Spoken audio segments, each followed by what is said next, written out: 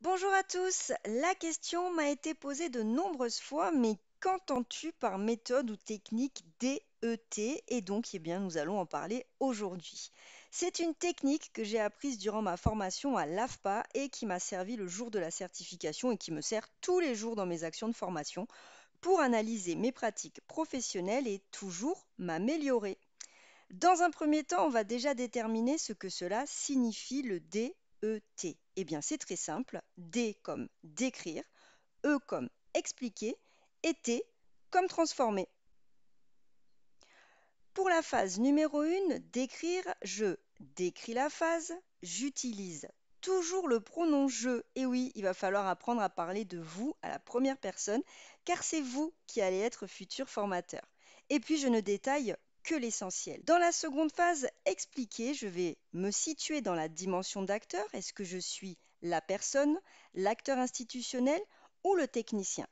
Pourquoi j'ai fait ainsi, ce qui a plus ou moins bien fonctionné et quels référents théoriques je peux associer à mon action pour l'améliorer, la modifier, la transformer. Pour la dernière phase qui est la transformation, j'indique ce que je referai, ce que je changerai et comment je m'y prendrai. Mais concrètement, cela donne quoi?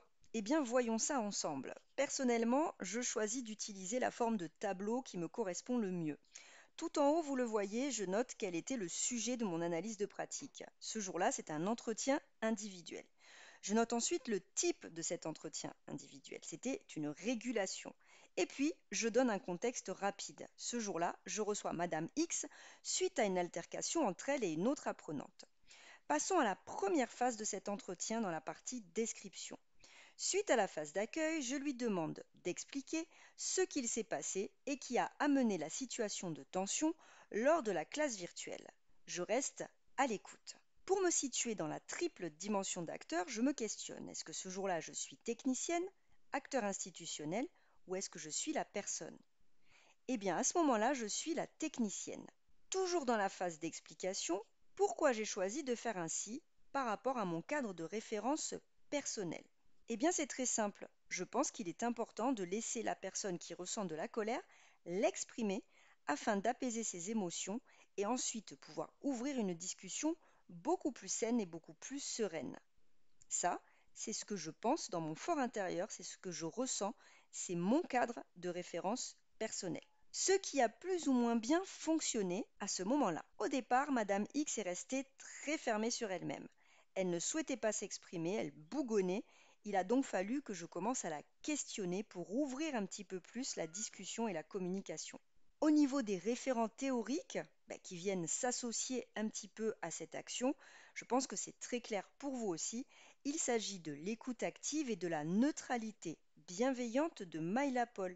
Et oui, il fallait à ce moment-là que je sois très à l'écoute de cette apprenante qui semblait être vraiment dans une situation difficile, tout en restant neutre et en ne prenant le parti ni de l'une ni de l'autre. Et enfin, la phase transformation, ce que je referai et ce que je changerai, eh bien je partirai sur un entretien plutôt semi-directif en alternant les questions afin que la personne en face se, entre guillemets, débloque. Parce que là, en lui laissant le loisir de vraiment s'exprimer totalement, je me suis retrouvée face à une personne totalement fermée au départ et cela a été très compliqué de sortir de cette phase. Je poursuis et je reviens à la partie description. Je vais remplir tout mon tableau et c'est là que c'est intéressant parce que vous n'avez que 10 minutes à la certification. Cela veut dire que si vous faites toutes vos phases en les décrivant, puis que vous passez à l'explication de toutes vos phases, vous n'aurez pas forcément le temps de faire la phase de transformation et c'est bien celle-ci qui intéresse le jury.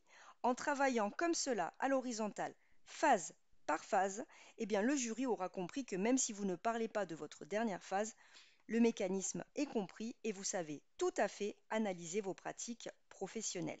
Voilà, j'espère que c'est plus clair pour vous. Je reste évidemment disponible dans les commentaires, sur Facebook, etc., LinkedIn même, pour répondre à vos questions, parce que je pars du principe que ça n'était pas facile pour moi, ça n'est pas forcément facile pour vous, donc autant partager ce que l'on sait. Je vous invite à vous abonner, je vous dis à très bientôt. Ciao ciao!